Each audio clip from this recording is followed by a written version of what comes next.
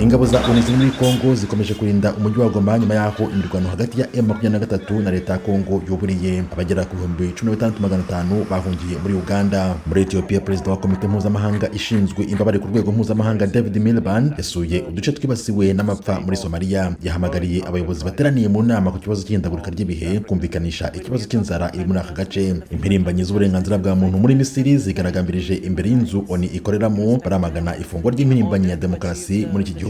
Isosiyete ya Sosokeya yo muri Nigeria ikora ibijyanye n'ubwishingizi yabutanze ku mabiliyoni y'abaturage nayo bakayiha imyanda yo mu ngo itabora. Ifite intumbero yo gutanga ubwishingizi kuri 1/2 cy'abaturage bose mu myaka 5. Umwarimu muri kaminuza ya Zimbabwe ari gufasha abantu bafite ikibazo cyo mu mutwe. Mu gikombe cy'isi kizakinirwa muri Qatar hazaba hari intebe 32 zizaba ziteganirijwe kwerekana umubano wo kwita ku kibazo cy'indwara zo mu mutwe.